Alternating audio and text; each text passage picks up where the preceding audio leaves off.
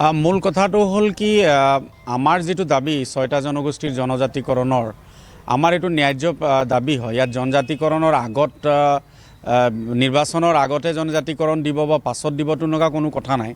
আমাক তৎকালীনভাৱে জনজাতিকৰণৰ মৰ্যাদা লাগে। আজি যদি দিব পাৰে চৰকাৰে আমাক আজিয়ে লাগিব, নিৰ্বাচনৰ আগতে লাগিব। সেই কথাটো হ'ল কি যে অসম চৰকাৰে যেটো প্ৰতিবেদন দাখিল কৰিছে, এই প্ৰতিবেদনখিনি আমাৰ যেটো বিধানসভা আছে, বিধানসভাটো উত্থাপন কৰোঁতে যথেষ্ট সময় লগাইছে। আৰু ইতিমধ্যে আমি এতিয়ালৈকে অৱগত নহয় যে ৰাজ্যসভাৰ আমাৰ ৰাজ্য চৰকাৰে ভাৰত চৰকাৰক যেটো প্ৰতিবেদন প্ৰেৰণ কৰিব লাগে তাৰ পূৰ্বতে যেটো প্ৰতিবেদন দাখিল কৰিছিল সেই প্ৰতিবেদন কেইবাটা আখোৱা কথা আছিলে। বিশেষকৈ আমি চাহ জনগোষ্ঠীৰ ক্ষেত্ৰত যদি আমি চাবলৈ যাওঁ, যেটো নেকি 6টা জনগোষ্ঠীক STV বুলি কৈছে, ST ভেলী, তাত চাহ জনজাতিৰ লোকসকলৰ কথা কাক কাক জনজাতিকৰণ দিব এই কথাটো স্পষ্ট নাছিলে। আৰু আমি আহ্বান জনাইছিলোঁ চৰকাৰক যাতে আমাৰ গোটেইকেইটা জাতি আৰু উপজাতি সকলোকে সামৰি কৰি চাহ জনগোষ্ঠীৰ লোকসকলক জনজাতিকৰণৰ মৰ্যাদা প্ৰদান কৰিব লাগে। সেই ক্ষেত্ৰত তেখেতলোকে প্ৰতিবেদনত আপোনালোকে স্পষ্টকৈ দেখিব যে চাহ জনজাতিৰ লোকসকলৰ ক্ষেত্ৰত কিন্তু এটা সমজুৱা সহমতৰ জৰিয়তে অসম চৰকাৰে এইটো আনিব আৰু সেই জৰিয়তে প্ৰতিবেদনটো আচলতে কেন্দ্ৰীয় চৰকাৰক দাখিল কৰিব বুলি কথাটো স্পষ্ট কৰিছে।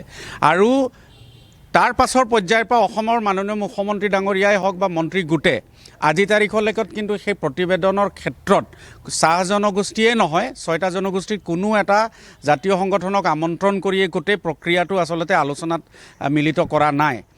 আৰু এনেকুৱা প্ৰেক্ষাপটত মুখ্যমন্ত্ৰী ডাঙৰীয়াই যি ধৰণে মন্তব্য আগবঢ়াইছে যে আমি আচলতে নিৰ্বাচনৰ আগতে জনজাতিকৰণৰ বিচৰা নাই, সেইটো সম্পূৰ্ণ এটা কথা যে এটা আভুৱা ভৰা কথা হয়।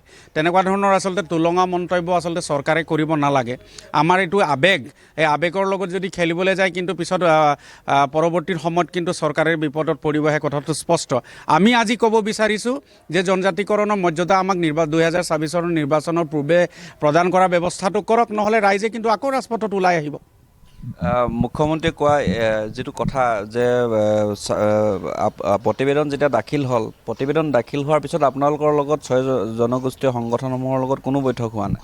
আজি তাৰিখলৈকে প্ৰতিবেদন দাখিল কৰাৰ পাছতে মাননীয় মুখ্যমন্ত্ৰী ডাঙৰীয়াৰ লগতেই হওক বা চৰকাৰী যিকোনো পক্ষৰ লগত আজি তাৰিখত 6টা জনগোষ্ঠীৰ জনজাতিকৰণৰ সম্পৰ্কে তাৰপিছত তেওঁলোকে আমাক আলোচনাতে মাতি আনি এটা সহমত সৃষ্টি কৰাৰ এটা প্ৰয়াস কৰাৰ কথা তেওঁলোকে ঘোষণা কৰিছিল। কিন্তু আজি তাৰিখলৈকে কোনো এটা জাতীয় সংগঠনৰ লগত কিন্তু আমি আন্দোলনকাৰীসকলৰ লগত আলোচনাত মিলিত হোৱা নাই। তাৰ পূৰ্বে আজি সংবাদ মাধ্যমত হয়তো কোনোবা সংবাদকৰ্মীয়ে যেতিয়া মুখ্যমন্ত্ৰী ডাঙৰীয়াক সুধিছে এই বিষয়টো, তেখেতে কৈছে যে জনজাতিকৰণৰ মৰ্যাদা আচলতে নিৰ্বাচনৰ পূৰ্বে দিয়া নহয় বা আমি বিচৰা নাই। তেনেকুৱা কোনো কথা নাই। আমাক ন্যায্য প্ৰাপ্যৰ দায়িত্ব হয়। আমাক আজি জনজাতিকৰণ যদি দিব পাৰে আজিয়ে দিয়া ব্যৱস্থাটো কৰক, নহ'লে ৰাইজে এনেকুৱা ধৰণৰ এটা মন্তব্যৰ কাৰণে হয়তো কালি আমি বাধ্য হ'ম পুনৰ ৰাজপথত ওলাই আহি জনজাতিকৰণৰ সংগ্ৰামটি আৰু শক্তিশালী কৰিবৰ কাৰণে।